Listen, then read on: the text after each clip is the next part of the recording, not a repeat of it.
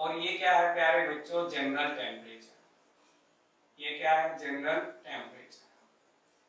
और अब आप R0 को क्या कहेंगे, R0 क्या है, रेजिस्टेंस एट बेस टेम्परेचर। और कैपिटल R क्या है, resistance at general temperature. Okay, clear है। तो ऐसा देखा गया है, it is found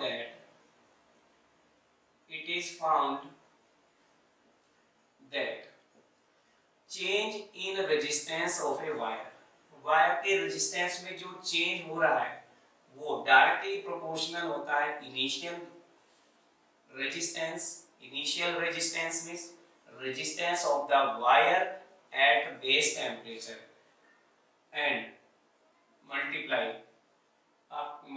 change in temperature. अब चेंज इन टेम्परेचर कितना है प्यारे बच्चों, चेंज इन टेम्परेचर कितना है, फाइनल टेम्परेचर माइनस इनिशियल, यानी कि general temperature minus base temperature, ये हो जाएगा T माइनस कितना 0, यानी कि T। तो यहाँ से अगर हम प्रोपोर्शनलिटी साइन को हम रिमूव करें तो डेल्टा R हमें मिल जाता है, R नोट के साथ साथ एक कांस्टेंट भी हमें मिलता है जिसको हम अल्फा कहते हैं, R नोट इंटू टी। तो यहाँ से अगर हम अल्फा की वैल्यू निकाले तो ये मिलती है delta R upon R note multiply by T. अब यहाँ पर जो ये कांस्टेंट मिला अल्फा, इस कांस्टेंट को कहते हैं हम रेजिस्टेंस टेम्परेचर कोएफिशिएंट। क्या कहते हैं प्यारे बच्चों, रेजिस्टेंस टेम्परेचर कोएफिशिएंट। ओके। और मैं बात बता दूं ऑल्सो, अगर रेजिस्टिविटी के बारे में हम बात करें तो अल्फा को हम ये भी लिख सकते हैं change in resistivity upon original resistivity into general temperature T। अब यहाँ अल्फा को कैसे डिफाइन करेंगे, यहाँ अल्फा को हम प्यारे बच्चों कहेंगे resistivity temperature coefficient, resistivity temperature coefficient, क्योंकि आपको पता है कि R प्रोपोर्शनल है रेजिस्टिविटी के, इसलिए हम लिख सकते हैं alpha equal to this.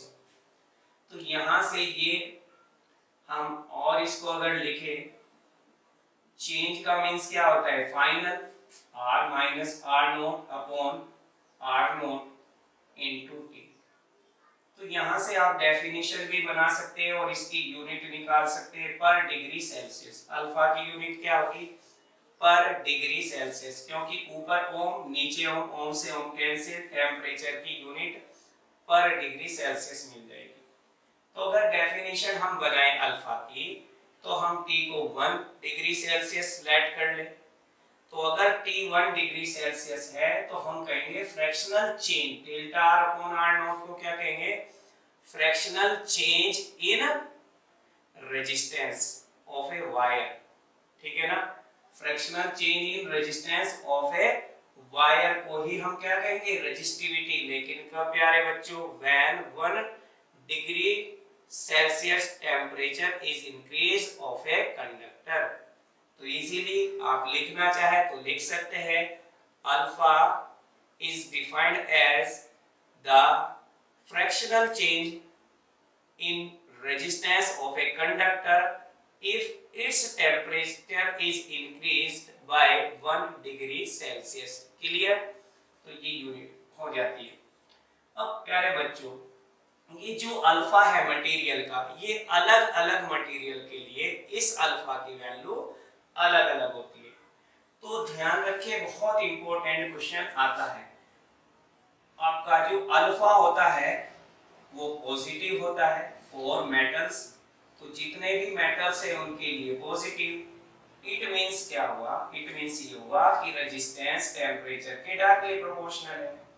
Temperature अगर बढ़ाएंगे रेजिस्टेंस भी बढ़ेगा। ठीक है, और अगर ऐसा है तो हम कह सकते हैं रेजिस्टिविटी भी टेम्परेचर के क्या है, डायरेक्टली प्रोपोर्शनल है। तो तो इसका मतलब क्या है, टेम्परेचर इंक्रीज कर दे तो रेजिस्टिविटी भी इंक्रीज हो जाएगी और रेजिस्टेंस भी इंक्रीज हो जाएगा मेटल का, और टेम्परेचर डिक्रीज कर दे तो रेजिस्टिविटी और रेजिस्टेंस दोनों डिक्रीज हो जाएंगे। तो ये ध्यान रखिए।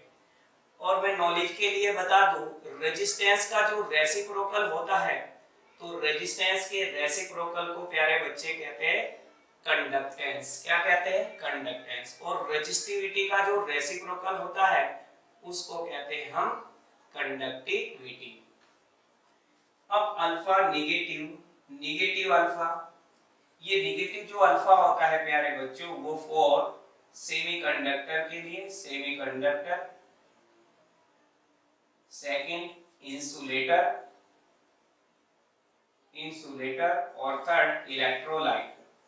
इन सभी के लिए जो अल्फा की वैल्यू होती है निगेटिव होती है, इसलिए हम कह सकते हैं कि रेजिस्टेंस इनवर्सली प्रोपोर्शनल होता है टेम्परेचर के। इट मींस अगर सेमीकंडक्टर या इंसुलेटर का टेम्परेचर हम इंक्रीज कर दें तो रेजिस्टेंस या रेजिस्टिविटी डिक्रीज हो जाएगी, ध्यान रखिए। और थर्ड हमारा सबसे इंपॉर्टेंट है alpha, alpha very small and positive, very very small, ठीक है, very very small and positive होता है प्यारे बच्चों, पॉजिटिव फॉर एलॉयज। एलॉयज क्या है? जब दो या दो से ज्यादा मेटल को मेल्ट करके एक नया मटेरियल बनाते हैं तो उस नए मटेरियल को हम एलॉय कहते हैं। अब हमारे जो एलॉयज है यहाँ पे स्टैंडर्ड एलॉयज है ना, ठीक है। ऐसा होता कि वो वेरी स्मॉल है तो भाई टेम्परेचर का क्या इफेक्ट पड़ेगा एलॉय के ऊपर? कोई इफेक्ट नहीं पड़ेगा। समझ में आई बात? कोई भी इफेक्ट नहीं पड़ेगा क्योंकि अल्फा की वैल्यू बहुत कम है ना, अप्रोक्स टू जीरो है, एग्जैक्टली जीरो तो नहीं कह सकते पर बहुत छोटी 0.00001, ठीक है, और ये पॉजिटिव है तो इट मींस कह सकते हैं हम, ध्यान रखो कि आपका देयर इज नो इफेक्ट है ना on the resistance of N alloy with temperature. तो टेम्परेचर के साथ एलॉय का रेजिस्टेंस सेम रहता है। Resistance of alloy remains same. तो ये ध्यान रखना प्यारे बच्चों की जो रेजिस्टेंस है एलॉय का वो क्या है? सेम है, ठीक है ना, विद चेंज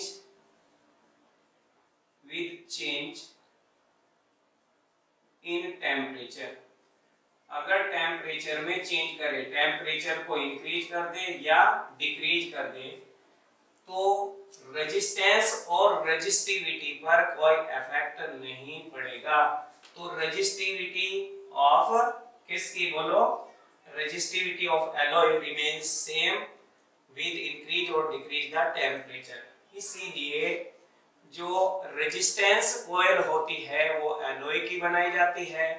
और एलॉय कौन कौन से यूज किए जाते हैं फिजिक्स लैब के अंदर? जो डिवाइस है आगे आप पढ़ेंगे, metre bridge, potentiometer, resistance coil, है ना, इनमें जो वायर लेते हैं हम, ठीक है ना, metre bridge wire, potentiometer bridge wire, potentiometer wire और रेजिस्टेंस कॉइल, इनमें जो वायर लेते हैं प्यारे बच्चों वो वायर एलॉय का बना हुआ होता है। और वो स्टैंडर्ड जो रेजिस्टर्स है एलॉय है वो कौन से होते हैं? एक होता है नाइक्रोम। कौन सा? नाइक्रोम। सेकंड मैग्नीन होता है और थर्ड होता है यूरेका या इसी को बोला जाता है कांस्टेंटन। तो जो स्टैंडर्ड रेजिस्टेंस है वो एलॉय के बनाए जाते हैं, ठीक है ना, ध्यान रखना। ये इंपॉर्टेंट नोट में लिख देता हूं, standard resistors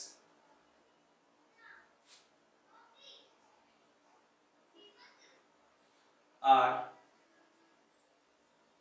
made of alloys। कौन कौन से मेटल्स है, नाइक्रोम, नाइक्रोम, सेकंड है मैग्नीन,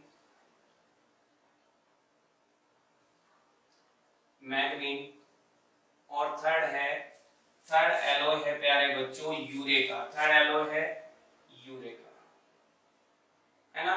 ई इसमें साइलेंट रहता है, यूरेका पढ़ा जाता है, यूरेका, और इसी का नाम है और कांस्टेंटन,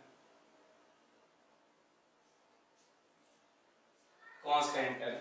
अब रीजन क्या है, क्यों भाई क्यों बनाए जाते हैं, क्योंकि इनकी जो रेजिस्टिविटी है वो टेम्परेचर पर डिपेंड नहीं करती, इसलिए जो स्टैंडर्ड रजिस्टर्स है वो किसके बनाए जाते हैं, एलॉय के बनाए जाते हैं। तो ये एक इंपॉर्टेंट टॉपिक था, effect of temperature on resistance of a wire, और सभी मटेरियल पर हमने इफेक्ट देख लिया। यहाँ पर अगर हम टेम्परेचर क्या करें, T1 से और T2 इंक्रीज कर दे प्यारे बच्चों, तो आप यहाँ लिखेंगे T2 माइनस T1, कितना लिखेंगे, T2 माइनस T1, ठीक है। तो यहाँ पे T2 माइनस T1। तो अब इससे रिलेटेड कुछ ग्राफ है वो बहुत इंपॉर्टेंट है, रेजिस्टिविटी का ग्राफ टेम्परेचर के साथ, है ना, कैसा, तो रेजिस्टिविटी टेम्परेचर ग्राफ को समझते हैं।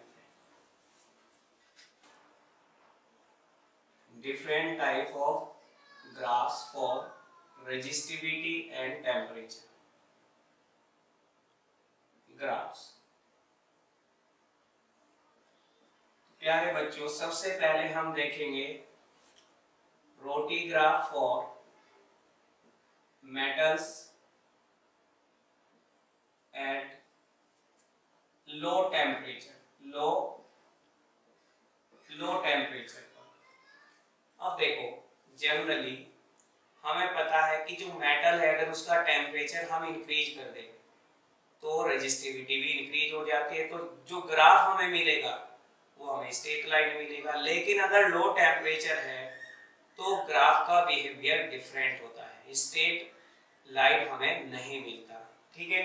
तो ध्यान रखिए कंडीशन है यहाँ लो टेम्परेचर की, किसकी, लो टेम्परेचर की। तो ये ग्राफ प्यारे बच्चों अगर लो टेम्परेचर पे प्लॉट किया जाए, किसमें, रेजिस्टिविटी और टेम्परेचर मेटल्स के लिए, तो ये जो ग्राफ मिलता है हमें कुछ इस टाइप का मिलता है, ठीक है। इंक्रीज अभी भी होता है, टेम्परेचर इंक्रीज करने पे रेजिस्टिविटी अभी भी इंक्रीज हो रही है, लेकिन इस ग्राफ की शेप, है ना, क्या हो जाएगी, अपवर्ड पैराबोला हो जाएगी, ठीक है। सेकंड कौन सा है, तो सेकंड यहाँ पे आप देख रहे हो कि टेम्परेचर इंक्रीज करने पे रेजिस्टिविटी इंक्रीज हो रही है, पर स्ट्रेट लाइन ग्राफ नहीं है, क्यों, टेम्परेचर लो है। अगर टेम्परेचर हम ज्यादा रखें इसका तब स्ट्रेट लाइन हो जाएगा ग्राफ। अब हम ड्रॉ करेंगे किसके लिए, फॉर नाइक्रोम, अब नाइक्रोम एक एलॉय है प्यारे बच्चों, तो एलॉय की जो रेजिस्टिविटी है वो टेम्परेचर पे डिपेंड नहीं करती, इसलिए जो ग्राफ है वो कैसा आना चाहिए एलॉय के लिए, रोटी ग्राफ, एक पैरेलल लाइन आनी चाहिए टाइम एक्सिस की, बट ऐसा नहीं होता। अगर हम कब कर नहीं होता ऐसा, जब हम टेम्परेचर एलॉय का हाई रख देते हैं, ठीक है ना, हाई टेम्परेचर पर। तो for nichrome at high temperature की अगर बात करें तो ये ग्राफ बड़े इंपॉर्टेंट है, कुछ अलग ग्राफ है उनको मैं समझा रहा हूँ, तो ये ध्यान रखिए। 1 मार्क्स क्वेश्चन यहाँ से निकल जाता है प्यारे बच्चों, 1 मार्क्स क्वेश्चन यहाँ से मिल जाएगा आपको एग्जाम में, ये ग्राफ के लिए। तो यहाँ पर ग्राफ हमारा रोटी ग्राफ नाइक्रोम के लिए हाई टेम्परेचर पर इस तरह से मिलता है, यानी कि हाई टेम्परेचर पर टेम्परेचर के साथ रेजिस्टिविटी इंक्रीज होती है, तो ध्यान रखिए। और थर्ड ग्राफ है हमारा सेमीकंडक्टर के लिए, फॉर सेमीकंडक्टर के लिए जो रो और टी ग्राफ होता है, रो और टी ग्राफ होता है वो कुछ इस टाइप का मिलता है, रेक्टेंगुलर हाई परबोला मिलता है, रेक्टेंगुलर हाई परबोला मिलता है। तो 3 ग्राफ है ना, these are very important for your board exam. Board exam के लिए ये ग्राफ हमेशा आप ध्यान रखें, बहुत इंपॉर्टेंट है। और साथ के साथ में एक नोट आपको और बता दूं जो न्यूमेरिकल में बहुत हेल्प करेगा कि अगर हम टेम्परेचर के साथ रेजिस्टेंस का वेरिएशन देखें फॉर मेटल्स के, फॉर मेटल्स किसके लिए, फॉर मेटल्स, तो मेटल के साथ वेरिएशन अगर देखें प्यारे बच्चों यहाँ, तो स्ट्रेट लाइन हमें मिलेगा, ग्राफ कैसा मिलेगा, स्ट्रेट लाइन मिलेगा। और अगर हम इसका स्लोप देखें, इसका क्या देखें, स्लोप, तो यहाँ हमें ये मिल रहा है कितना, डेल्टा आर, और ये मिलता है हमें कितना, डेल्टा टी। तो ये यानी कि delta R by delta T ये स्लोप है।